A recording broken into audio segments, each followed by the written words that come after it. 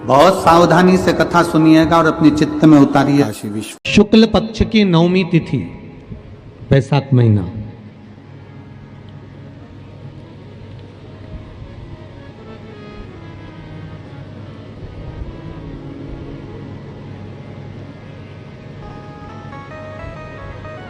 पीला चंदन घिसकर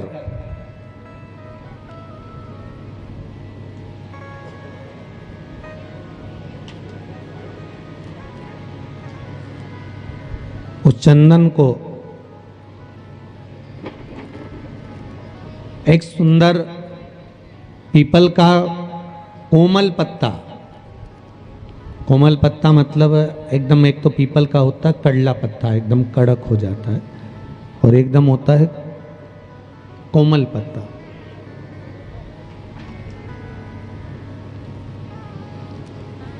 उस पीपल के कोमल पत्ते पर पीला चंदन घिसकर, जो वह चंदन होता है, उस चंदन को घिसकर उस चंदन को उस पत्ते पर रख लें।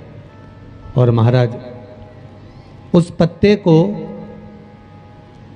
मध्याह्न के समय पर, जैसे जब सुबह के समय पर सारी पूजन हो जाए, अर्चना हो जाए, भगवान शिव के मंदिरों में जल समर्पित हो जाए, उसके बाद में जब बाबा एकदम आनंद में विराजे हों, तब जहां शिवलिंग रखा होता है,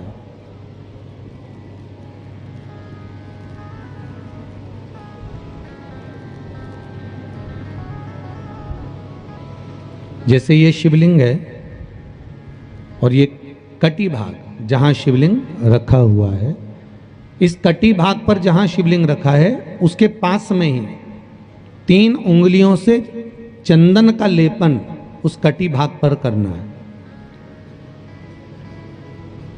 जो उंगलियां लगी रहेगी उसी को अशोक सुंदरी वाली जगह पर स्पर्श करना है, और अशोक सुंदरी वाली जगह पर स्पर्श कर कर कुछ देर तक चंदन लगे रहने देना है। उसके बाद में उस चंदन को वापस निकाल कर लेकर आना है।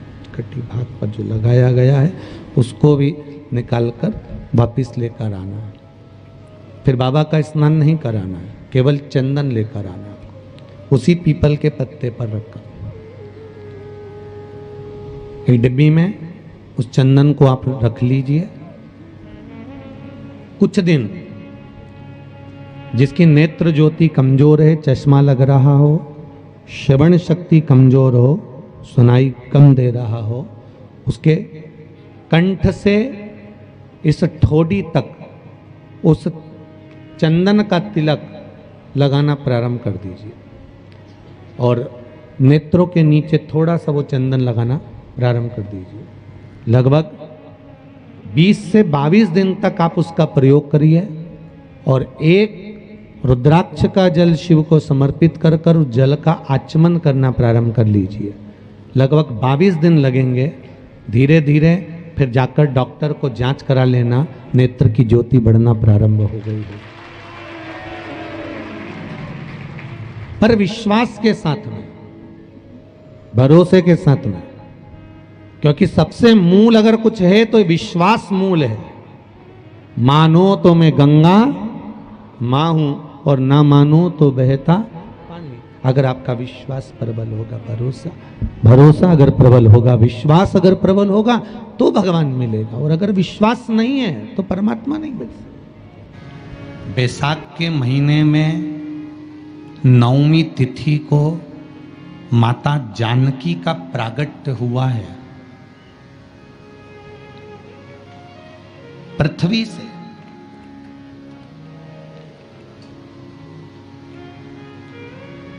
कभी एक विचार करिएगा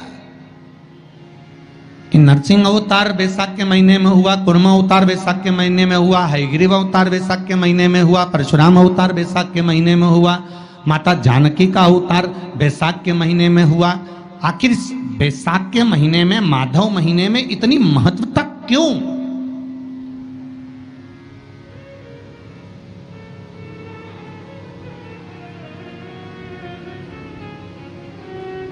बैसाख के महीने में पड़ने वाली एकादशी, चतुर्थी, प्रदोष, अमावस्या, पूर्णिमा, शिवरात्रि, ये सभी इतनी महत्वपूर्ण क्यों हो जाती है?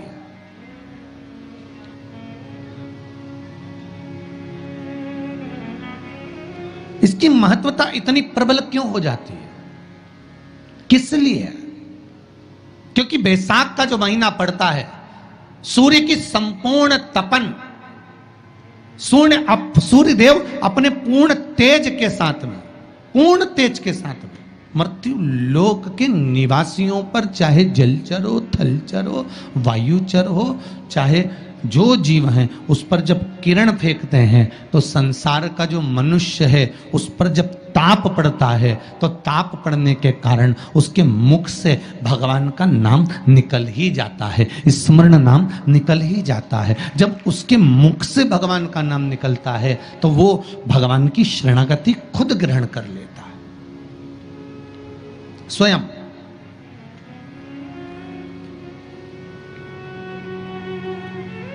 शरणागति ग्रहण कर लेना। बैसाख की पोथी पढ़ते हो आप लोग? आप में से अगर कोई पढ़ता हो बैसाख महीने की पोथी, तो उसमें एक वर्णन आता है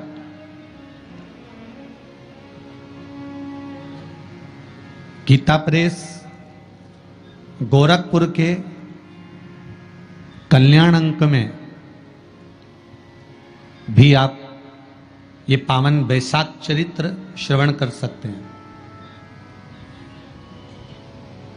उसमें बैसाख महीने की पोथी में 10वें दिवस की कथा में 10वें अध्याय में एक व्याध और शंख मुनि का चरित्र आता है।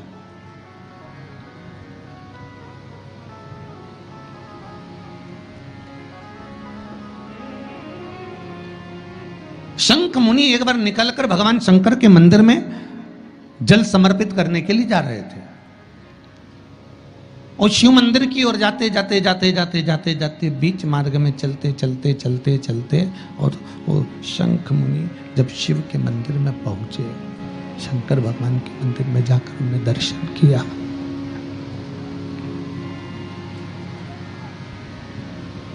जल का पात्र उठाया और वो जल का पात्र उठाकर जब भगवान शिव को समर्पित कर रहे थे तो उसी समय जल का पात्र उठाकर जब शंकर भगवान को समर्पित करा गया और शंख मुनि निकलकर जब बाहर आ रहे थे, आते आते शंख मुनि के मन में एक भाव उत्पन्न हो गया कि जब हम भगवान शिव को कुछ वस्तु समर्पित करते हैं तो उसका फल, उसका पुण्य फल हमें कितने समय में प्राप्त होता है। ये शंख मुनि के मन में एक विचार जागृत हो गया, शंख मुनि के मन में एक भाव जागृत हो गया।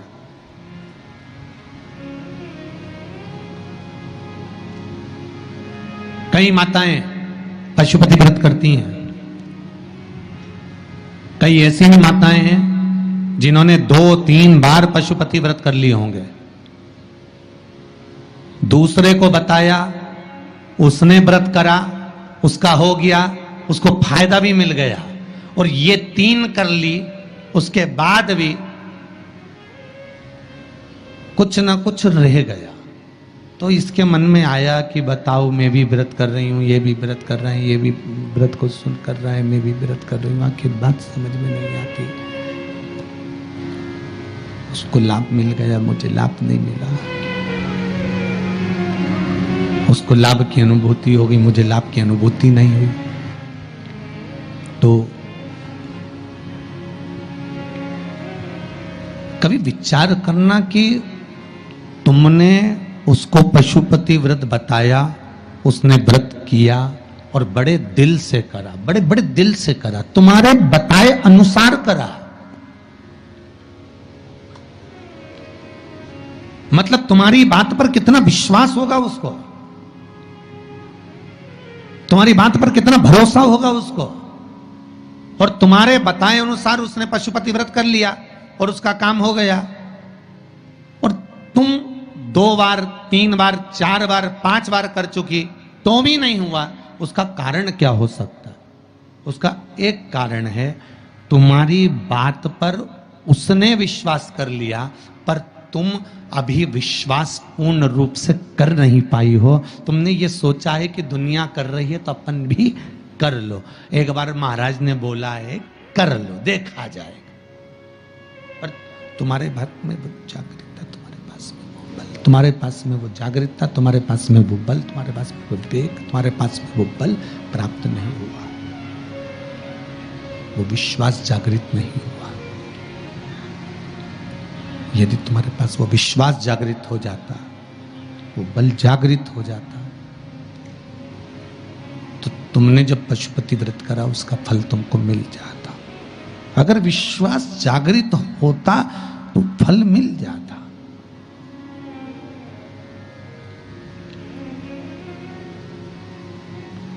विश्वास जागृत होने पर फल की अनुभूति है। किस किस के घर में तुलसी का पौधा है? सबके यहां है? रख लो।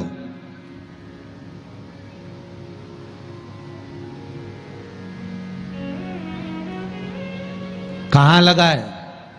घर के अंदर कि घर के बाहर? घर के बाहर। ठीक है।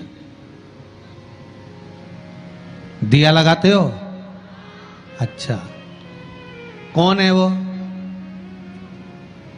जिस तुलसी मैया को दिया लगाते हो? कौन है वो? बोलते तो जाओ जरा जल्दी जल्दी। माता है। घर में जो सास है वो कौन है? वो भी बोलो तो जम के बोलो जरा। माता है। बैसाख का महीना चल रहा है, बहुत जोरदार गर्मी पड़ रही है, बहुत जोरदार गर्मी, खूब जोर की।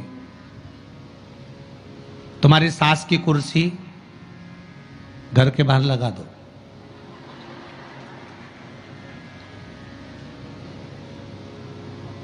कितने घंटे बैठ सकती है वो? बोलो जरा, जम के बोलते जाओ। यहां विश्वास की कथा चल रही है, भाव और श्रद्धा की कथा चल रही है। कितने घंटे बैठेगी वो? अरे 1 घंटा भी जाने दो रिजी जी हो। 15 मिनट ऐसी चिलचिलाती हुई धूप में वो बैठ जाए, बहुत कठिन बात, बहुत कठिन। तुम्हारे घर के दरवाजे पर तुलसी का क्यारा है, तुम उसको दिया लगाती हो, माता कहती हो, पूछती हो, पूजती हो। तुमने तुलसा महारानी से कहा, माँ बैसाख की गर्मी पड़ रही है, तेरे को गर्मी लग रही होगी, चल थोड़ी देर में तुझे अपने कक्ष में लेकर चलती हूँ, थोड़ी छांव में रख देती हूँ, तेरे ऊपर एक छत्र लगा देती हूँ, थोड़ा सा एक ब्लाउज का टुकड़ा पड़ा हुआ है, पीस पड़ा हुआ है, उसको मैं तेरे ऊपर डाल देती हूँ, जिससे तुझे गर्मी कम लगेगी। कभी विचार किया? पिनाया है सबने? ए झूठेलियो, पाटीदार ये गाड़ी लगाओ जरा, सबका घर चला। देख के तो आए कित्तों के घर में पिनाया है? अरे देखा देखी में काम बिगड़ जाता है। एक बार कक्षा 8वीं का पेपर था, बच्चों के लिए एग्जाम में लिखने को आ गया, दिल्ली की सबसे बड़ी मीनार का नाम लिखो। आगे वाले ने लिख दिया दिल्ली में कुतुब मीनार है, पीछे वाले ने आगे वाले का देखकर लिख दिया दिल्ली में कुतिया बीमार है। जितने बैठे हैं उसमें से 50, 100, 200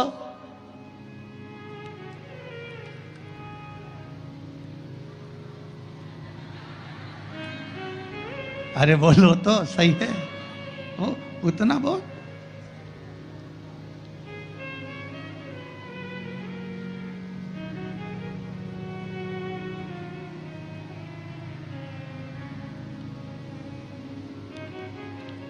ये तो आपकी चित्तवृत्ति में आपको थोड़ा सा वो कहते हैं ना, एक पत्नी अपने पति के पांव छूती है, एक पत्नी अपने पति को प्रणाम करती है, और बाकी की जितनियों से पूछा गया क्या सब पांव छूती है? हाँ, तुरंत तैयार। अरे गुरुजी आओ, ये तो उसी में कहा लोग है ना, वो एक आप लोग गाते हैं ना, वो देवी जी की आरती, माता पिता का है इस जग में बड़ा ही सुंदर नाता, उसी में का हाल है पति पत्नी का है इस जग में बड़ा ही सुंदर नाता। बैठी बैठी पत्नी खाती, पति कमा कमा मर जाता।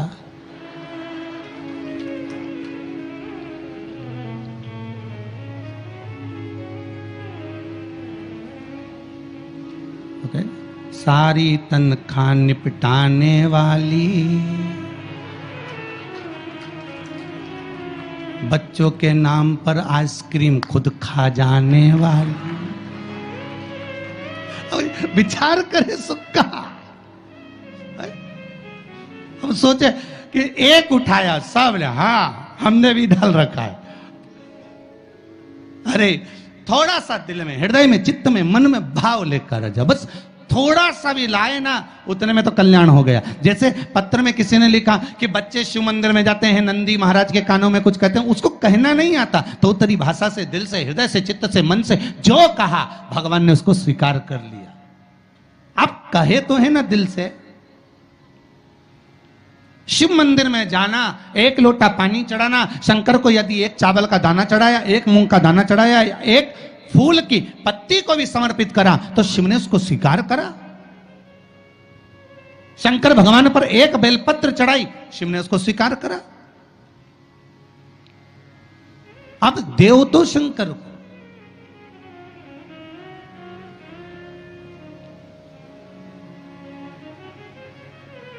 आप भगवान ओघड़दानी को प्रदान तो करो। शंकर भगवान पर चढ़ी हुई एक बेलपत्री का मोल तत्व संसार का मनुष्य जिस दिन समझ गया, उस दिन उसको डॉक्टर के पास जाने की जरूरत ही नहीं पड़ेगी। केवल एक बेलपत्र का अगर उसने शंकर भगवान पर चढ़ी हुई एक बेलपत्र के मोल तत्व को अगर वो समझ गया, तो भगवान शंकर की भक्ति को अगर वो समझ गया, महामृत्युंजय मंत्र को अगर समझ गया, श्री शिवाय नमस्तुभ्यम मंत्र को समझ गया, पंचाक्षर मंत्र नमः शिवाय को समझ गया, षडाक्षर मंत्र ओम नमः शिवाय को अगर वो समझ गया, तो उसको फिर डॉक्टर के पास जाने की जरूरत नहीं पड़ेगी। उसकी भक्ति का बल इतना बढ़ जाएगा, श्रद्धा का बल इतना बढ़ जाएगा कि उसको कहीं जाना ही नहीं पड़ेगा। कुछ कहना चाहते हो? देव जरा माइक।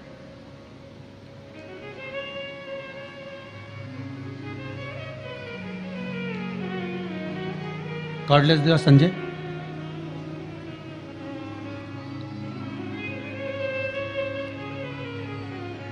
एक बेलपत्री का बल कितना प्रबल होता है, एक बेलपत्री का लक्ष्य तत्व कितना प्रबल होता है, कितना बलित होता है वो।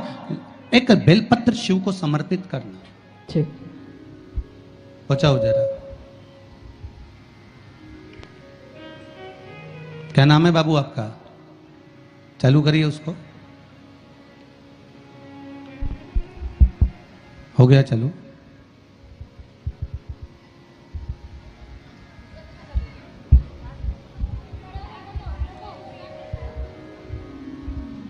श्री शिवाय नमस्तुभ्यम। श्री शिवाय नमस्तुभ्यम गुरुजी। कहाँ से हैं बाबू आप? मैं बिहार के रहने वाला हूँ, जमुई जिला के, लेकिन मैं जॉब करता हूँ मुंबई में। मुंबई में जॉब करते हैं। भोलेनाथ की असीम कृपा हुई है बाबा मुझ पर। मैं 1 साल से शिव महापुराण की कथा सुनता था, और पहले मेरी माँ सुनती थी, तो 2-4 बार मुझे सुनने के लिए बोली, तो मैं उनकी बात पे ध्यान नहीं दिया। मैं सोचा, मैं अपने मोबाइल पे कुछ वीडियो वगैरह, गेम वगैरह खेलते रहता था, मैं ध्यान नहीं दिया। जब उन्होंने बहुत मुझे रिक्वेस्ट किया, तो मैं सुना, तो मुझे एक ही शिव महापुराण की कथा में 3 घंटे की चर्चा में मैं बस आधे घंटे की सुना, तो मुझे ऐसा भोलेनाथ की रस चढ़ी कि अभी तक वो चढ़ती गई, और ऐसे चढ़ी कि मैं जब भी देखता हूँ मोबाइल में अपने, तो शिव महापुराण की कथा भी सुनता। दिन रात शिव महापुराण, इतना मैं हो गया, डूब गया कि रात को भी मैं ईयरफोन लगा के मैं सुनते रहूं।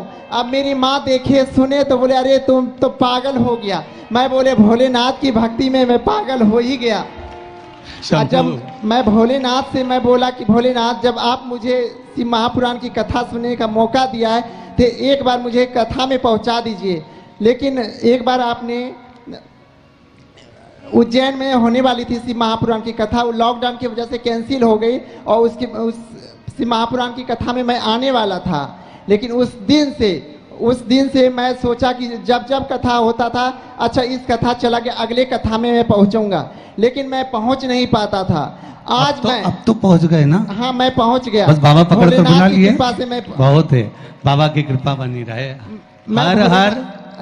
मैं भोलेनाथ से मैं बोला कि भोलेनाथ आप मेरी जगह लेके चलो, मुझे नहीं लेके जाते थे। अब मैं आज नहीं, मैं शनिवार कल ही मैं शिव महापुराण की कथा में पहुंचने वाला था। अब पहले भोलेनाथ से बोल दिया, भोलेनाथ हरिद्वार में कथा होने वाली है। अब मैंने आपको बोल बोल के थक गया है, अब मैं कुछ नहीं बोलूँगा आपको। अब जो जवाब मेरा करने का है मैं सुना देता हूँ, आपको जो अमल करने का करने का।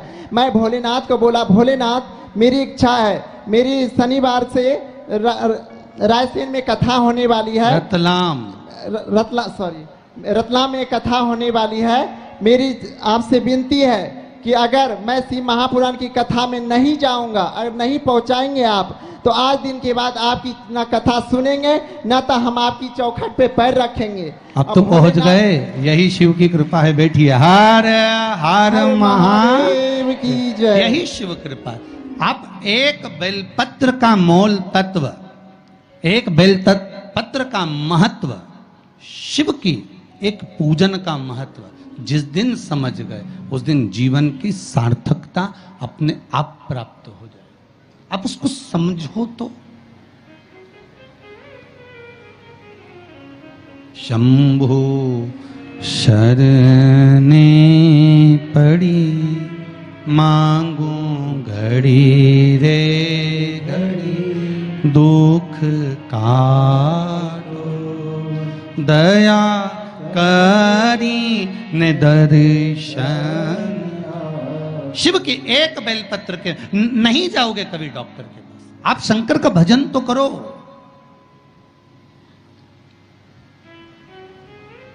आप सूर्य नारायण भगवान को अर्घ तो दो।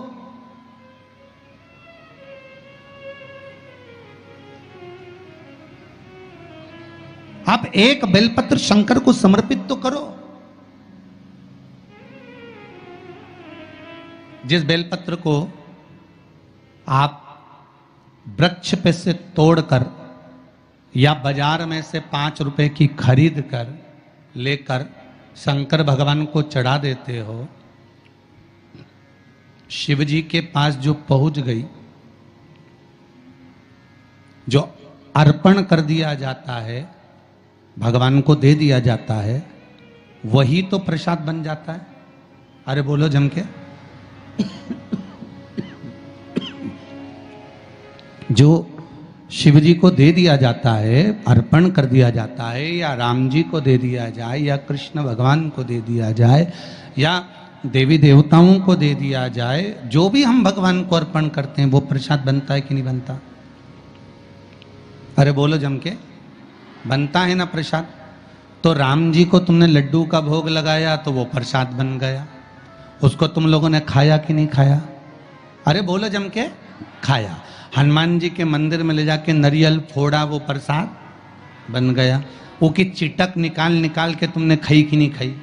खाई ना। देवी जी के मंदिर में गए, पूड़ी और हलवे का भोग लगाया, वो प्रसाद बना कि नहीं बना? अब शंकर भगवान को कोई तुम रोज तो चूरमा नहीं लगाओगे, शंकर भगवान को रोज तो तुम लड्डू लेकर नहीं जाओगे, शंकर भगवान को रोज तो तुम मिश्री लेकर नहीं जाओगे। तो शंकर भगवान के लिए रोज क्या लेकर जाते हो? बेलपत्र। अगर शिव जी को तुमने जो बेलपत्र चढ़ाया तो वो प्रसाद बना कि नहीं बना? बन गया ना। अब प्रसाद बन गया तो उस बेलपत्र को उठाकर लाकर खाना और खाकर अपनी औषधि के रूप में उसको स्वीकार करना, उसके बाद इस शरीर में चाहे शुगर हो, चाहे बीपी हो, चाहे ब्लड प्रेशर किसी भी रूप में हो, चाहे किडनी, लीवर कुछ भी डैमेज हो रहा हो, डायलिसिस चल रहा हो, अब एक बार बाबा को चढ़ाकर उससे विनती कर कर तो लाओ कि हे शंभु, ये तेरे बल पर लेकर जा रहा हूं। मैंने सुना है तुझ पर जो चढ़ता है वो प्रसाद बन जाता है। और ये त्रिगुणाकार बेलपत्र को मैं लेकर जा रहा हूँ, मैं खाऊं और बाबा इतनी कृपा कर देना कि ये औषधि का काम कर दे और मेरी बीमारियां समाप्त कर दे। ये शिव से कहो।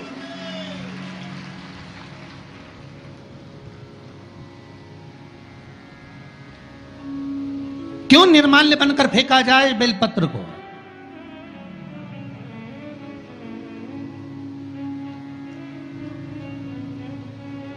इस बेलपत्र के मूल तत्व को जिस दिन जानोगे, बैसाखी शिवरात्रि शिव महापुराण की कथा चल रही है रतलाम के पावन प्रांगण में, और लाखों लाखों लोग कथा को श्रवण कर रहे हैं। कल जितने लोग आए थे उससे 2 गुना लोग आए हैं, टेंट एक्स्ट्रा लगाया है। बता रहे थे कल 9 बीघा में टेंट लगा था, आज 18 बीघा में टेंट लगाया है, तो भी जगह नहीं है बैठने के लिए। लोग खड़े होकर कथा सुन रहे हैं।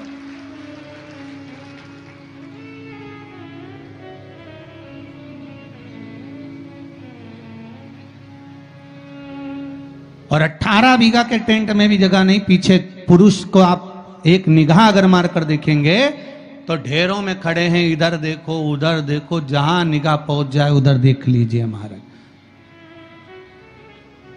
लाखों लाखों लोग इस कथा को सुन रहे हैं। एक नियम बना लो बैसाख महीने से कि शंकर भगवान पर जो बेलपत्र चढ़ी है वो औषधि का काम करती है। शिव पर चढ़ी हुई बेलपत्र मंदिर में क्यों छोड़ें? क्यों नदी में हम इसको विसर्जन करें? क्यों नदी में छोड़ें हम इसको?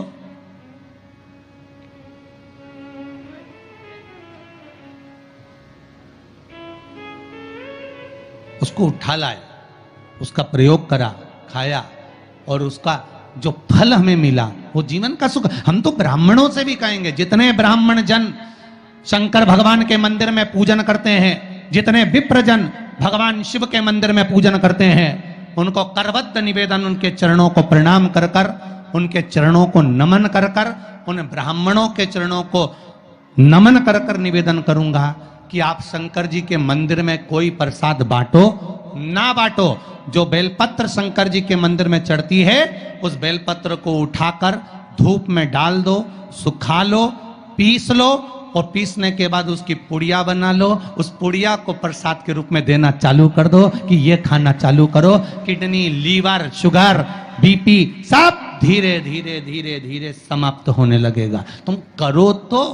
वो बेलपत्र ना तो किसी नदी में विसर्जन करने की जरूरत है और ना कहीं फेंकने की जरूरत है।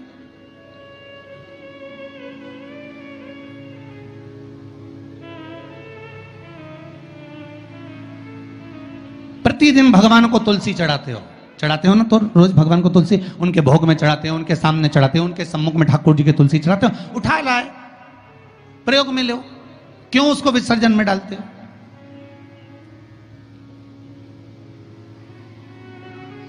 जो विसर्जन के लायक है उसका विसर्जन करो, और विसर्जन भी कहां करो? छिप्रा, गंगा, नर्मदा, सरयू या आपके क्षेत्र की कोई पवित्र नदी है, उस नदी में ले जाकर कोई निर्माल्य वस्तुएं मत पटको।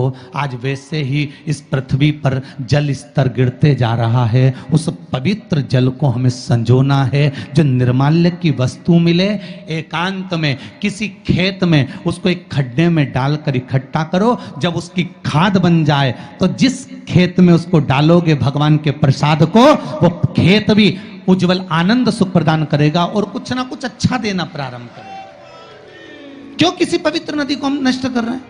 क्यों गंगा को हम कचरा डालकर नष्ट करें? क्यों यमुना को, सरयू को, छिपरा को हम नष्ट करें? हम उसको शुद्ध बनाने का प्रयास करें, हम उसको निर्मल बनाने का प्रयास करें। अपने गांव में, नगर में जो तालाब, जो बावड़ी, जो कुएं हैं, उनको हम निर्मल बनाने का प्रयास करें, शुद्ध बनाइए। भगवान ब्रह्मा और भगवान विष्णु ने यह संवाद निश्चित कर दिया कि मैं चरण देखने के लिए जा रहा हूं, आप शीश देखने के लिए जा रहे हैं। शीश में भगवान नहीं मिल पा रहा।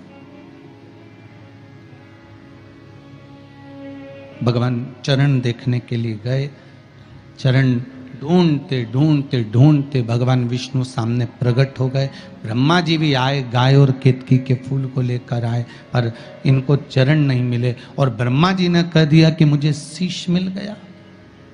झूठ निश्चित कर दिया, एक असत्य निश्चित कर दिया।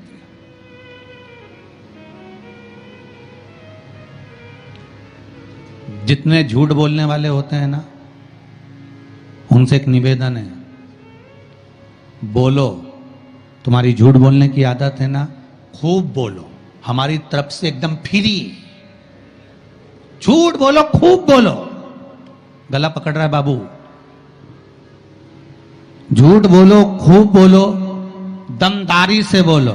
तुम्हारी जितनी कैपेसिटी है उसके अनुसार बोलो, मना नहीं हो। हम ये भी नहीं बोलेंगे कि मत बोलो, पर झूठ कहां बोलना है वो समझ लेना। पत्नी पति से झूठ ना बोले, शिव महापुराण की कथा कहती है। एक झूठ माता सती ने शंकर जी से कह दिया था, मैंने कोई परीक्षा नहीं ली। सती का क्या हाल हुआ? बोलते जाओ जल्दी जल्दी, अपने रतलाम वाले हैं, बोलते जाओ। सती का क्या हुआ था? जल के क्यों जली? क्या जरूरत पड़ी सती माता को जलने की? क्यों जली है माता सती? क्यों भस्म हुई है माता सती? क्या कारण था माता सती के जलने का? केवल एक झूठ माता सती ने भगवान शंकर से आकर कह दिया था, मैंने कोई परीक्षा नहीं ली, कोई परीक्षा नहीं ली। शंकर भगवान ने ध्यान लगाकर देख लिया। तुम मार्केट में पल्लू यहां लेके चल रही हो कि यहां? तुम आकर पति ने पूछा क्यों, तो वो दुकान पे खड़ी थी और थारा पल्लू इधर पड़ा था। कहीं नहीं, मैं तो यूंच पड़ी। तुमने किसी और को देख लिया होगा। ठीक है, अब पहले के समय में शंकर भगवान ध्यान लगाकर देख लिए थे कि सती मैया ने झूठ बोला कि सच बोला। आज के जमाने में तो दुकान दुकान में कैमरा लगा हुआ, वो पकड़ के ले गया, चल अभी चल तुम्हारे साथ। तुम्हारे झुटला रही, मुझे झुटला रही, चल। और गाड़ी पे ले गया ने बिठाया। और कई हाल चल रहे बलबीर थारा? बस जोरदार। ला थारी भाभी अभी आई थी कि नहीं आई थी? सामान लेने आई थी। सिर पे पल्लू था कि इनंग धरा था? क्या अब मैं सामान दिखाऊं कि भाभी का पल्लू देखो? ठीक है, जरा कैमरा लगा थे तो अरे चार चार लग गया है। तो जहां थारी भाभी खड़ी थी वहां कैमरा था, ये लग गया हमारा पीछे ही। ले जरा दिखाना। और जो दिखाया तो पल्लू तो यंज धरा था। तो उन्हें कहा तो झूठ बोल दी। फिर शिव पुराण कह रही, सती मैया ने शंकर जी से झूठ बोला।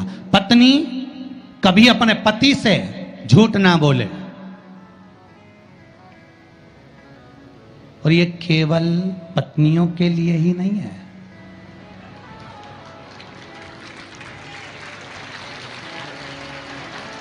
कितनी खुश हुई रे तुम लोग, गजब।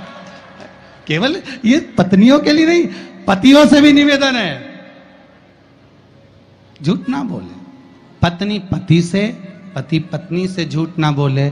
और एक निवेदन करूंगा मेरे घर की बेटियों से, क्योंकि आप मेरे घर की बेटी हो, भारत की भूमि पर जन्म ली हो, और भारत की भूमि पर जो बेटियां जन्म लेती हैं वो मेरे ही घर की बेटी कहलाती है। उनसे निवेदन करूंगा कि आप, मेरी बेटियों से निवेदन है, सबसे झूठ बोल लेना, पर जिस माँ ने तुमको कोख में रखा और जिस पिता ने पूरी जिंदगी तुम्हारे ऊपर खर्च कर दी, कमा कर लगाने में, पढ़ाने में, उस माँ बाप से कभी झूठ मत बोलना। सत्य कह दो कि ये बात है।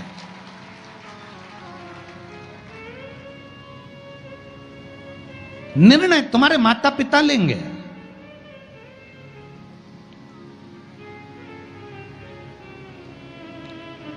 गणेश जी महाराज की शादी होना थी। घर में बड़े कौन थे शंकर जी के? कार्तिकेय। शादी किसकी हो रही है? गणेश जी की। प्रजापतियों की कन्या रिद्धि और सिद्धि।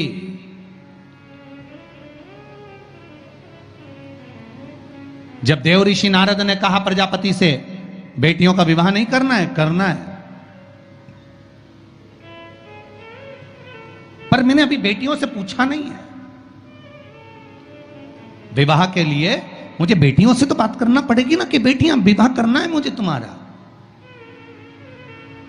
बेटियों ने अपने पिताजी से कहा, पिताजी हम भी विवाह करने को तैयार हैं, पर बात इतनी सी है कि हम विवाह तो कर लेंगे, पर बात केवल एक तत्व की है कि पिताजी हम विवाह तो करें, पर हम दोनों का जन्म एक साथ हुआ है, इसलिए विवाह भी एक ही लड़के से करेंगे।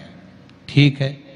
दूसरा, हमें मीठा खाने का शौक है, लड़का भी ऐसा होना चाहिए कि उसको भी मीठा खाने का शौक। ठीक है। हम दोनों बहन धीरे धीरे बात करती हैं, उसके कान ऐसे होना चाहिए कि वो हमारी धीमी बात को भी सुन ले। ठीक है। हम जब भोजन बनाएं, आवाज लगाने की जरूरत नहीं पड़े, सुगंध नाक में जाए और दौड़ के आ जाए, ऐसा तुम्हारा दामाद होना चाहिए। ठीक है। और जहां बैठे तो लगे कि जमाई साहब बैठे हैं, उठ उठ के नी भागे, ऐसा दामाद होना चाहिए। तो देव ऋषि नारद ने पूछा तुम्हारी लड़कियों के लिए कैसा लड़का चाहिए? तो क्या बेटियों ने बताया ऐसा ढूंढ लो, तो ढूंढ लिया और एक ही मिला।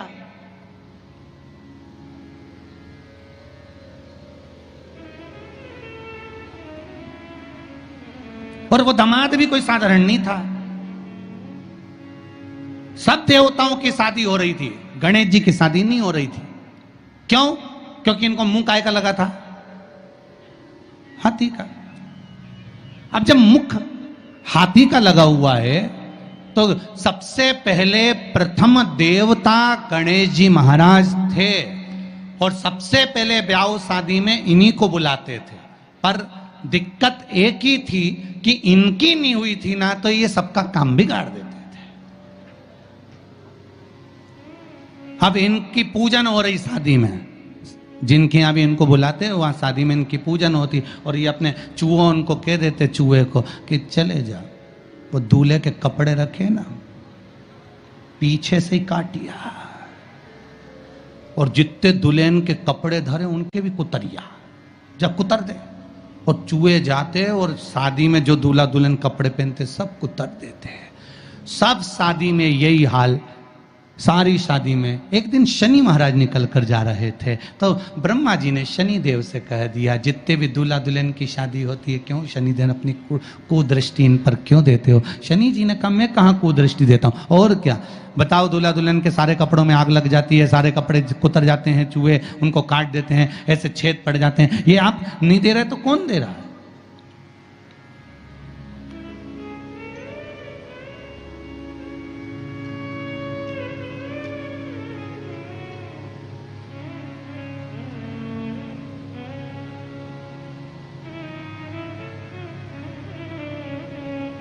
अगर ये नहीं देंगे तो कौन देगा? शनि महाराज अच्छी बात नहीं है। शनि देवता ने कहा नहीं नहीं नहीं नहीं, मैं नहीं करता। फिर मालूम पड़ा श्री गणेश जी महाराज करते हैं। तो सबसे पहले ब्याह गणेश जी का पक्का करा कि भैया ये इसका ब्याह पहले होना चाहिए, और सब कुछ गणेश जी में था। कान भी ऐसे थे बड़े बड़े कि सुनाई भी अच्छे से दे जाता, नाक भी ऐसी थी कि यहां बैठे वहां से सूंघ लेते, और दामाद भी ऐसा था कि एक बार बैठ गया तो 10 दिन उठता ही नहीं था। कोई साधारण थे?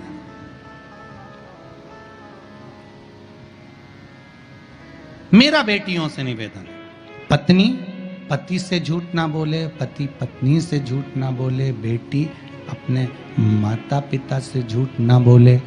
मेरा निवेदन है शिष्य अपने गुरु से झूठ ना बोले, और भक्त भगवान से कभी झूठ ना बोले। यहां तक सीमित रखो, यहां तक सीमित, बहुत है। और झूठ बोलना एक जगह पर जरूर बोलना। कहां? यदि कोई गाय कसाई के यहां कट रही हो, वहां जाकर झूठ बोल देना कि ये गाय मेरी है, छुड़वा कर लिया ना। झूठ वहां बोल दे। झूठ बोलने के भी स्थान बताए गए, कहां कहां झूठ बोलना है, कैसे कैसे झूठ बोलना है, किस तरह से झूठ बोलना है, स्थान बताए गए महाराज। कि ये गाय अगर कसाई की यहां कट रही है तो वहां झूठ बोल दो कि ये गाय मेरी है, ये कटे ना, ये मेरी है। ब्रह्मा जी ने झूठ बोला शिव जी के सामने, केतकी के पुष्प ने झूठ बोला शंकर जी के सामने, गौ माता ने झूठ बोला शिव जी के सामने। महाराज अंत क्या हुआ? केतकी के पुष्प को श्राप लगा, सारे देवताओं पर चढ़ेगा पर शंकर पर नहीं। गाय को श्राप लगा, तेरा शरीर पूजा जाएगा पर मुख नहीं। ब्रह्मा का सिर जिससे वो झूठ बोल रहे थे उस सिर को काटा गया, लुढ़कता लुढ़कता शीश गया, कर्मनाशा नदी प्रकट हो गई। अंत में ब्रह्मा का कटा हुआ सिर बट का वृक्ष बनाना पड़ा, बट वृक्ष बनाना पड़ा। आखिर झूठ बोलने वाले मुख की गति बहुत बुरी हो जाती है। और पहले के समय में अदालत नहीं होती थी, पहले के समय में पंचायत नहीं होती थी, पहले के समय में एक काम होता था, गांव के लोग उसको ले जाते थे, शंकर जी के मंदिर में खड़ा कर देते थे और उठा गंगा जल और कह दे कि तूने ऐसा नहीं करा। मतलब शिव के मंदिर में झूठ बोलने वाला व्यक्ति अंत समय में पलंग पर तड़प तड़प कर मरता है, उसके शरीर की गतियां बेकार हो जाती, शरीर की गतियां बेकार। इसलिए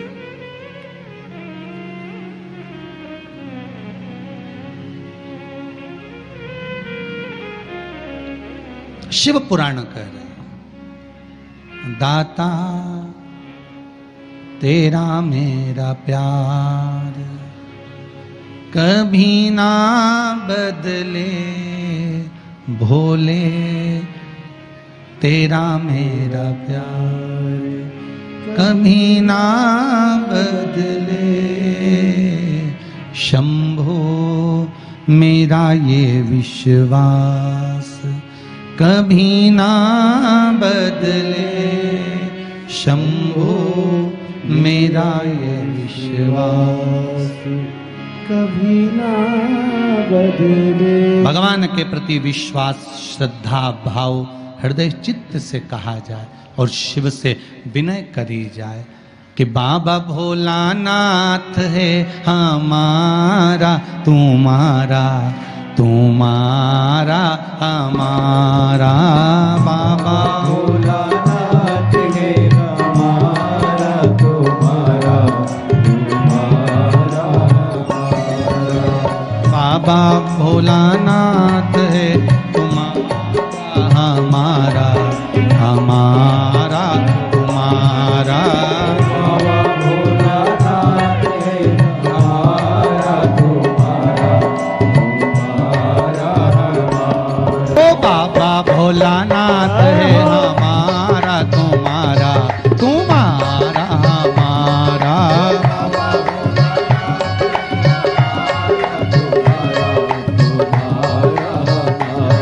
ओ प्यारा भोलानाथ है हमारा, तुम्हारा तुम्हारा हमारा, प्यारा भोलेनाथ है हमारा, तुम्हारा तुम्हारा। हार हार।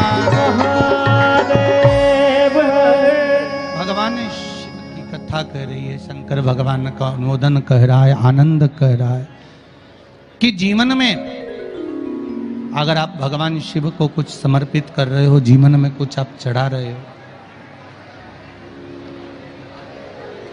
शिव भक्ति में अगर लीन हो तो उसका एक सुख, एक आनंद ही दूसरा। झूठ ना बोले, बोलो, मना नहीं, पर किसी गौ माता की रक्षा करना हो, राष्ट्र का उत्थान करना हो तो चलेगा। आगे चरित्र आया है भगवान शंकर का पावन, और भगवान शिव के पावन चरित्र का वर्णन किया। शंख मुनि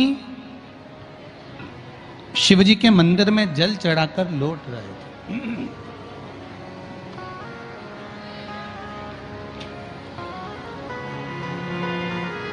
श्री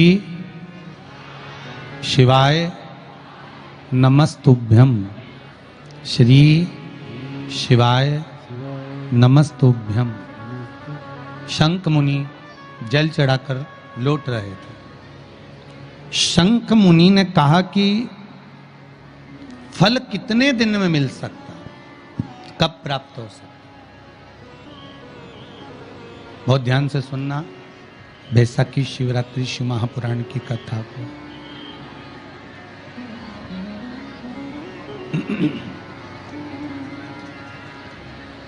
फल कितने दिन में मिल सकता है, कब प्राप्त हो सकता है, कैसे मिलेगा? शिव पुराण कह रही है। शंख मुनि जैसे ही बाहर आए, एक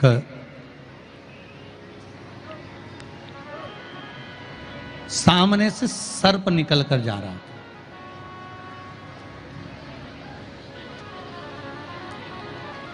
और सामने से जब सर्प निकल कर जा रहा है,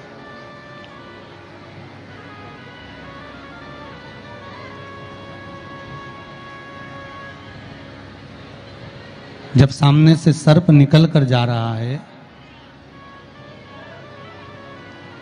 शंख मुनि को देखकर सर्प ने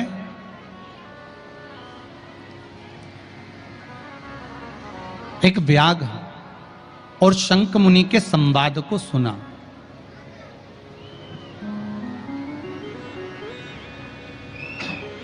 जिस संवाद में शंख मुनि व्याघ्र को बैसाख महीने की शिवरात्रि का वर्णन कर रहे हैं। बैसाख महीने की शिवरात्रि का वर्णन कर रहे हैं।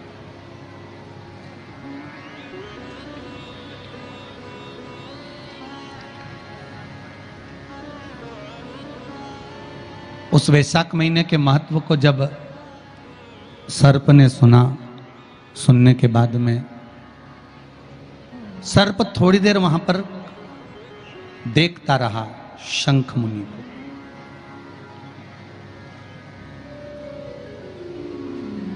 कुछ देर बाद जब शंख मुनि वहां से जाने लगे, शंख मुनि जब वहां से जाने लगे तो सर्प ने आवाज लगाई। शंख मुनि को लगा कि ये सर्प है और सांप कहां ये वाणी बोल पाता है, मनुष्य की वाणी को कैसे बोल पाएगा? इस मनुष्य की वाणी को कैसे सर्प बोल सकता? पर सर्प ने आवाज लगाई, शंख मुनि रुके। तो शंख मुनि ने उस सर्प से पूछा कि क्या बात है?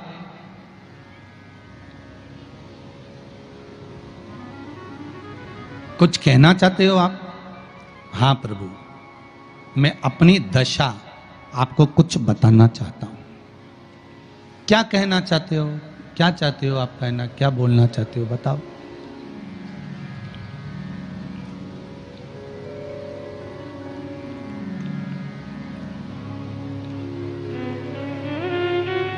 क्या बोलना चाहते हो बोलिए। तो कहा महाराज, पूर्व समय में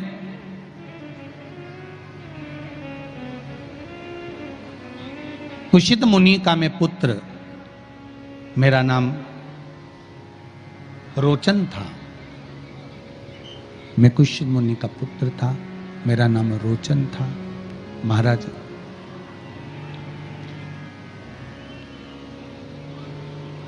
एक मुनि का पुत्र होने के साथ में मेरा मन कभी सत्संग में, कभी भजन में, कभी कीर्तन में, कभी स्मरण में, कभी भक्ति में नहीं लगा। कभी भगवती स्मरण में लगा ही नहीं। भगवत कीर्तन में मेरा मन पहुंचा ही नहीं। सारे बेकार कर्म में मैं लगा रहता, सब बेकार कर्म मेरे हाथ के द्वारा होते।